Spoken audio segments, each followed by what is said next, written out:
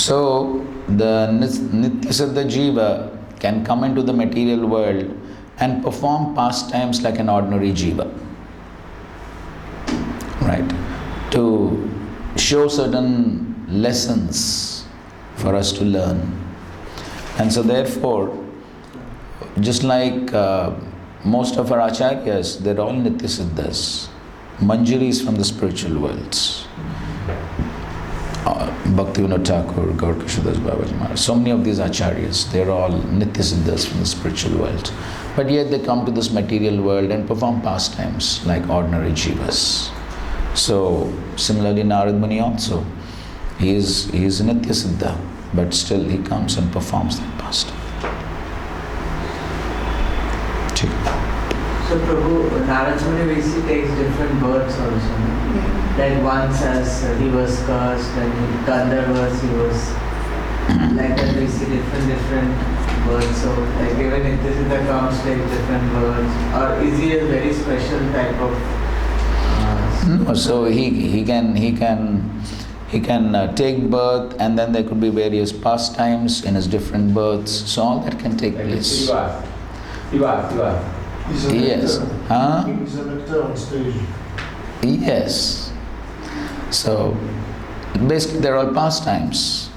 But then later on in the next unit we will see how Narad Muni, so at the time of annihilation he has a transcendental body. He has a transcendental body. At the time of annihilation he enters into the body of Mahavishnu like all other jivas. But when he comes out, he comes with the same transcendental body. So it is just, so for him, it is just like a person going to sleep and waking up in the same body. Though the entire pralaya has taken place, annihilation has taken place, but still he remains in the same transcendental body.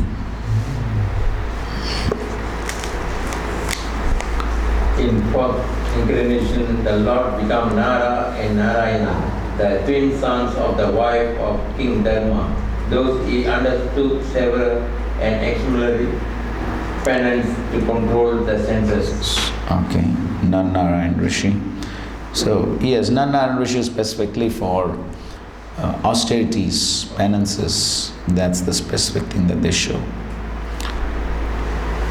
As Prabhupada writes, the Lord is very kind to the forgetful souls. He therefore comes himself and leaves behind necessary instructions, and also sends his good sons as representatives to call all the conditioned souls back to Godhead. The incarnation of Narayan is worshipped still at Badri Narayan on the range of the Himalayas. Okay, 10. The fifth incarnation named Lord Kabila is the foremost among the perfect human beings. A perfect being, he gave an expositions of the creative elements and metaphysics to Asuri Brahmana, for in course of time this knowledge had been lost. Okay, so this is the Sankhya philosophy which Lord Kapila gives. That's described later. 11. Any information about Asuri Brahmana? That's the name of a Brahmana. That's all. If you find something, you let us know. Okay. 11. The sixth incarnation of Purusha was the son of the sage Atri. He was born from the womb of Anasuya, who prayed for an incarnation. He spoke on the subject of transcendence to Alaka, Prahlad and other, Yadu and Deha, etc. Okay, next. The seventh incarnation was Yagna, the son of Prajapati Rishi, and his wife Akruti. He controlled the period during the change of Swayambhu Manu and was assisted by demigods such as his son Yama. Next. The eighth incarnation was King Rishabha, son of King Nabi and his wife Merudevi. In this incarnation, Lord showed the path of perfection, which is followed by those who have fully controlled the senses and who are honored by all others of life, all orders of life. Yes, so Lord Rishabdev, that comes later on, the 5th canto.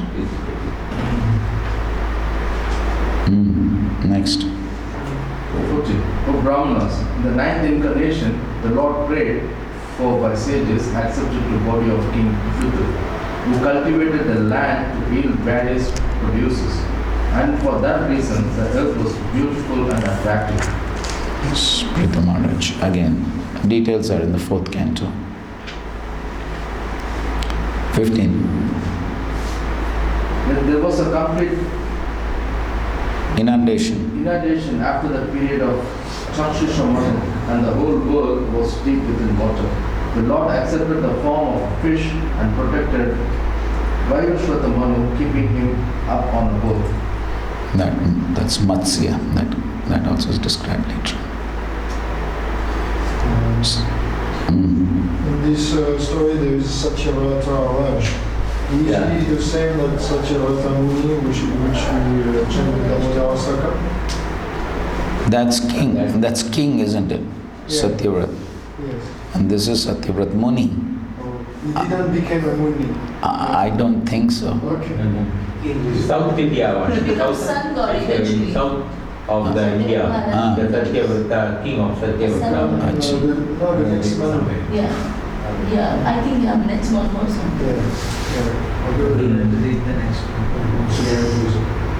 The 11th incarnation of the Lord took the form of a tortoise. It was shell-shelled as a pivot for the Mandara Chala hill, which was being used as the Sherman road for the theist and atheist of the universe. In the 12th incarnation, the Lord appeared as Dhanvantari, and in the 13th year, the atheist by the charming beauty of a woman and gave nectar to the demigods to drink. Though it doesn't say the name here. That's Mohini. Yes, of course. In the 14th incarnation, the Lord appeared as Nishinha and bifurcated the strong body of the atheist Hiranyakashipu with his nails, just as a carpenter receives a cane. In the 15th incarnation, the Lord assumed the form of a dwarf Brahmana, and visited the arena of sacrifice arranged by Maharaj Bali. Although at heart he was willing to regain the kingdom of the 3 planetary systems, he simply asked for a donation of 3 steps of land.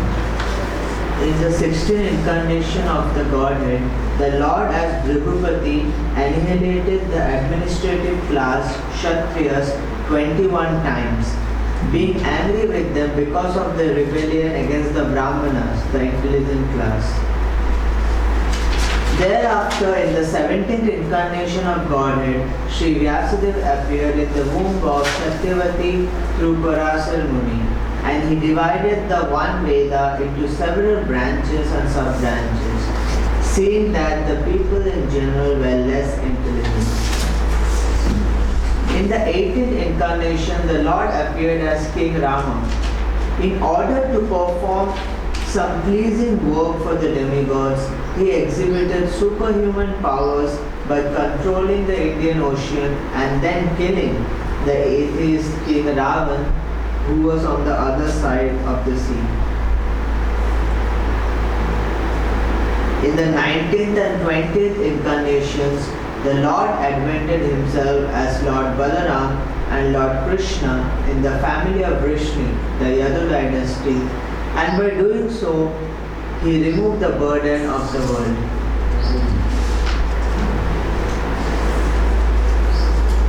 Then in the beginning of Kali Yuga, the Lord will appear as Lord Buddha, the son of Anjana, in the province of Gaya, just for the purpose of deluding those who are envious of the faithful feast.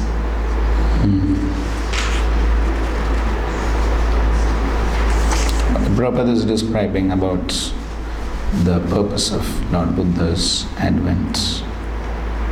Thereafter, at the conjunction of the 2 yugas, the Lord of the creation will take his birth as the Kalki incarnation and become the son of Vishnu Yasha. At this time, almost all the rulers of the earth will be degraded into plunderers. O Brahmanas, The incarnations of the Lord are innumerable, like rivulets flowing from inexhaustible source of water. Yes, so the number of so here just some 22 incarnations have been given, but then the number of incarnations is unlimited, like the waves of the ocean, or like rivulets flowing from inexhaustible sources of water. So here only some prominent ones have been given. Jayadev Goswami has given Dashavataras. Correct. So how would you please speak on it? So yes, so he is giving the 10 prominent ones. How he chose? What was the criteria? How he chose, what was the criteria? Like is there anything special like that? I don't know what was the criteria on the basis of which he chose those 10. Anybody knows? What is the question? Dashavata Stotra. So how did Jayadev Goswami choose those 10? Because in many parts of India, Krishna has 10 incarnations. Yeah. It's known as Dashavata. So later I myself found later that it was from Jayadev Goswami's, based on Jayadev Goswami's this Dashavata Stotra. Correct. So just I was thinking how it was like so much prominent and people speak a lot about Dashavata. Yes, that's correct. But so there are 10, here there are 22, and then there are unlimited. Yeah. So different devotees choose some prominent Okay, ones. so these Dashavatas became very popular just based on the Dashavatara Stotra, could be, right? Yes, most. Many people say Yes, that. yes.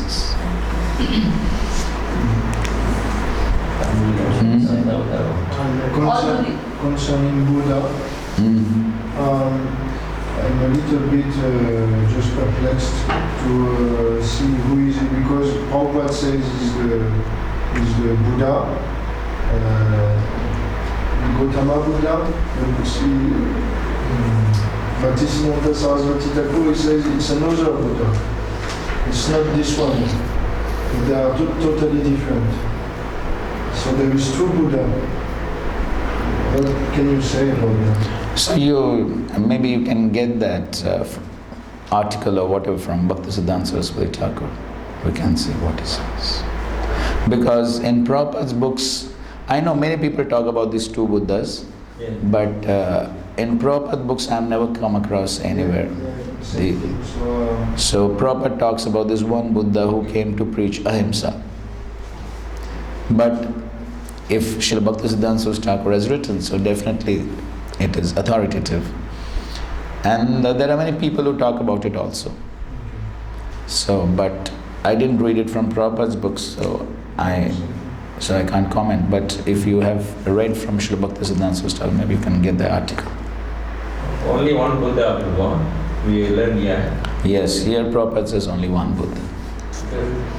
In Malaysia, the controversy going on, some of the devotees say, in Babuna you have two Buddhas. They say one is early and another. I also confess, I don't know. Now I learn one. And one more, because Buddha, with the incarnation of Buddha, he was stopping all the non-violent sacrifices based on the Vedic injunctions, which were popular. He denied the Vedas. He denied totally the Vedas. Yes. So actually, what is spoken about the sacrifices in Vedas? Yes, so in the Vedas, animal sacrifices, Karma Kanda, in Karma Kanda, animal sacrifices are allowed. But why the animal sacrifices are performed? In many purports, Prabhupada writes. Only horse and cow. No, basically there was Ashwamedhi Yajna. For horse, for Ashwamedha. Yes, then. Something for cow. Yes, so there were different types of yajnas that were done and different animals were sacrificed. But what was the purpose? The purpose was to test the mantras, to test the efficacy of the mantras. And when that animal was sacrificed, then that animal would get either a higher birth or sometimes even a human birth. So it was not that the animal was killed, the animal would be revived again. At once. Yes, that was the test of the mantras. Okay, and Does the Veda speak about the Kali sacrifice? Yes, so of course that is for those who want to eat meat. Then for them it is recommended that they can sacrifice a goat or something in front of Goddess Kali, chant the mantras and sacrifice. So all this has been allowed. And what is the what is the after effect of that sacrifice done in front of Kali Devi? Yes, so then because it is bona fide, so therefore they are getting some benefit, some purification, because it is done according to the Vedic injunctions. So the entire karma kanda is meant for purification. They are following the Vedic authority, and by following the Vedic authority, they can make some progress. But at the same time, Srila Prabhupada explains that when they sacrifice the goat, they chant mantras, which says that in this life I am killing you, next life you will kill me. Ah. Okay, this is true, right? yes. So then they have to face the consequence also. But at the same time, because they are following the Vedic injunctions, some purification also takes place.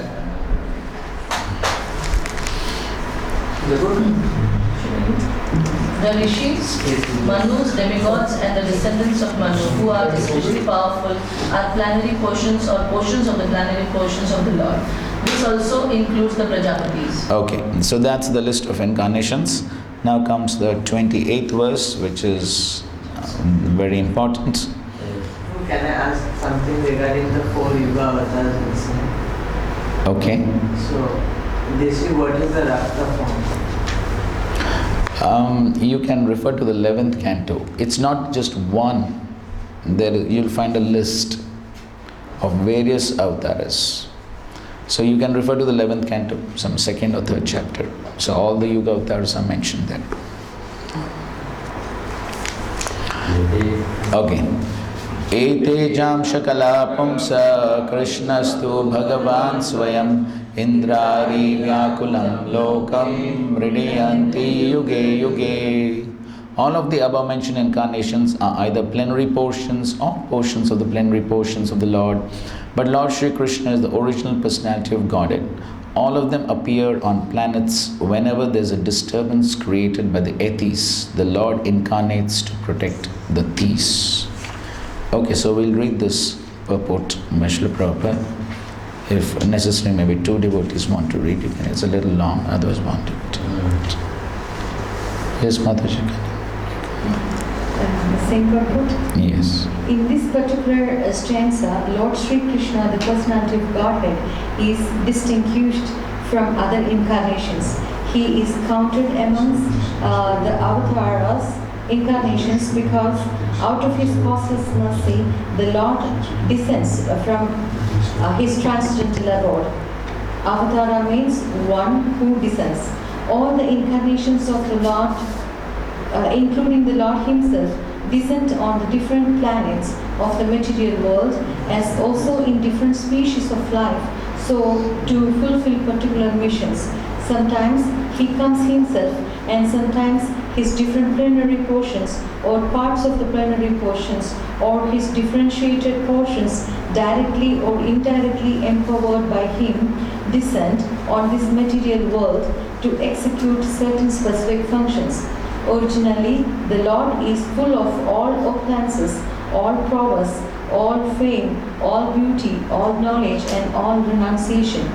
When they are partly manifested through the plenary portions or parts of the plenary portions, it should be noted that certain manifestations of his different powers are required for those particular functions.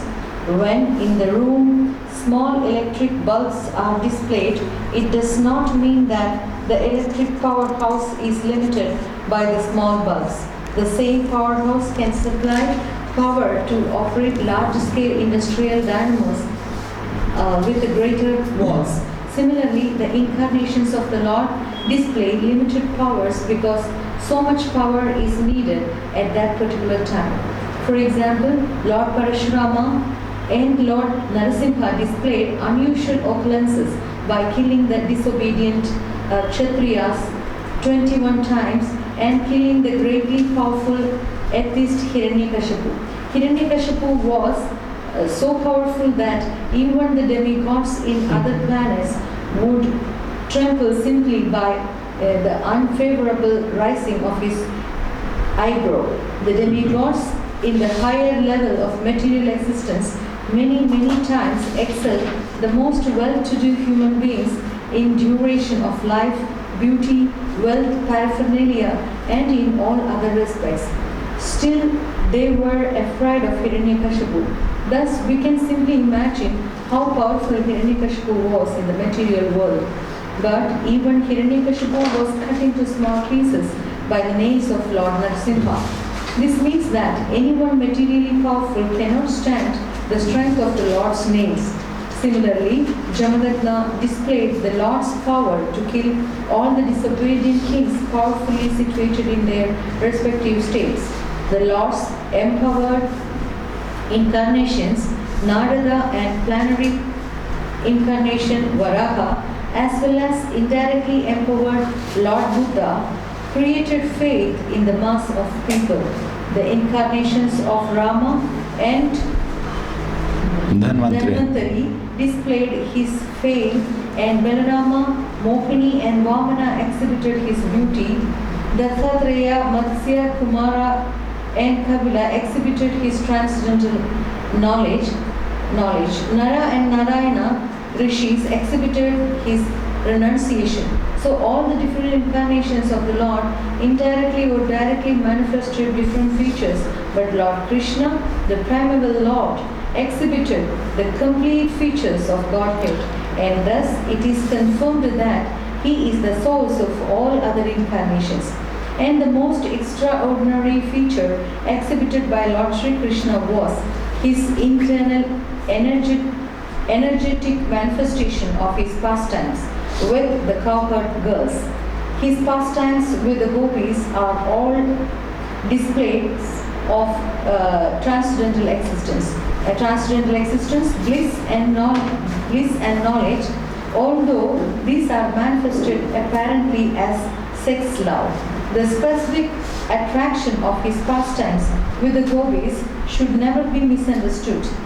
The Bhagavatam relates these transcendental pastimes in the 10th canto, and in order to reach the position of to understand the transcendental nature of Lord Krishna's pastimes with the gopis, the Bhagavatam promotes the student gradually in 9 other cantos. Okay, so here Prabhupada is explaining how all the various incarnations, they have some features, some special features. So he's giving different examples.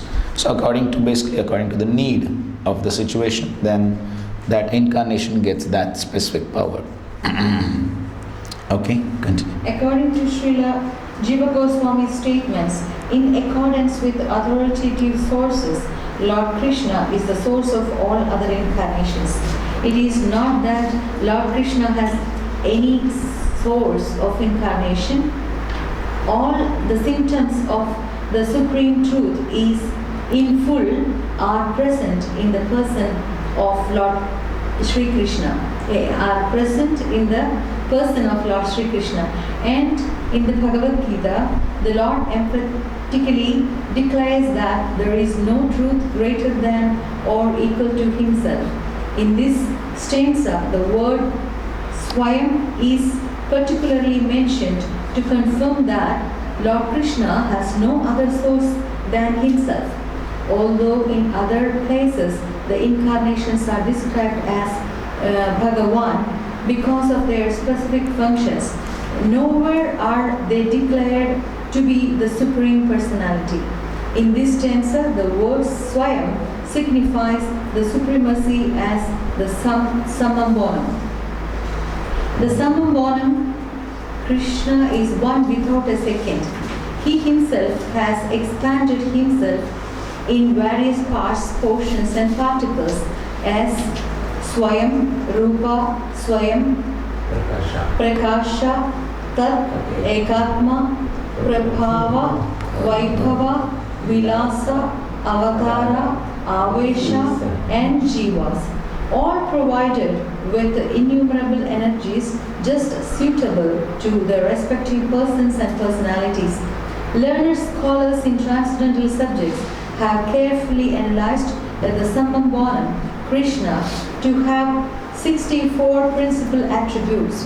All the expansions or categories of the Lord possess only some percentages of these attributes, but Sri Krishna is the possessor of the attributes 10%, and his personal expansions such as Swayam, Prakasha and Tat Ekatma up to the categories of the avatars who are all Vishnu Tattva possess up to 93% of these 93% of these transcendental attributes.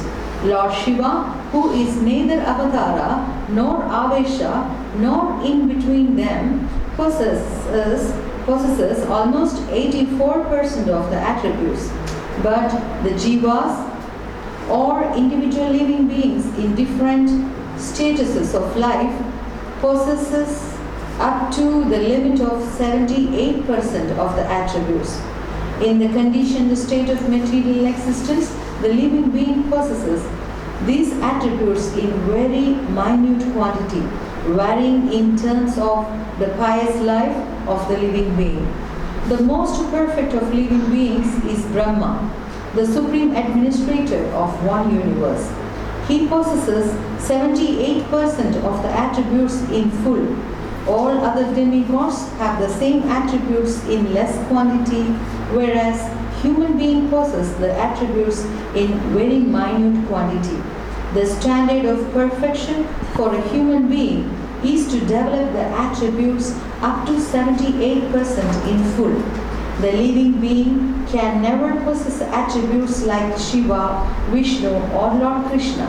A living being can become godly by developing the 78% transcendental attributes in fullness, but he can never become a god like Shiva, Vishnu or Krishna.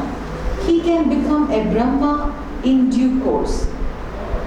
The godly living beings who are all residents of the planets in the spiritual sky are eternal associates of God in different spiritual planets called Haritama and Maheshatama.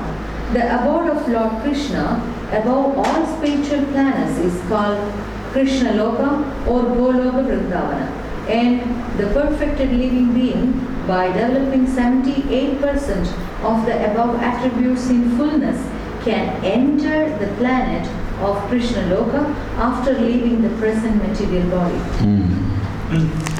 Okay. Any doubts on this purport?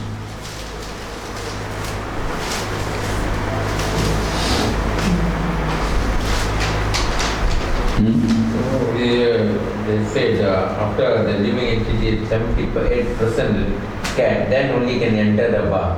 Correct. Vaikuntha also. Correct. Krishna Loka. Otherwise cannot. Prabhu, actually, what is the criteria? How the percentage is calculated? And That the authorities calculate. So Rupa Goswami has given in the Bhakti this is Rasamrita. from Rupa Goswami. Yes, he has given this calculation. So these are great acharyas, they calculate. Concerning the demigods, the rishis and the prajapatis and all those beings, they are said to be a counterpart of a spiritual being in the spiritual world. Does that mean that there is demigods in the spiritual world? Now, demigods means they are basically assisting the Supreme Lord in his different pastimes. So, nothing material.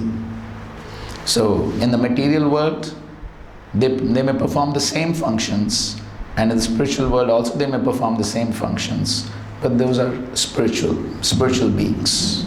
And here in the material world, they're jivas who perform those functions. So in the spiritual world, there would be a position for managing the rain, managing the fire.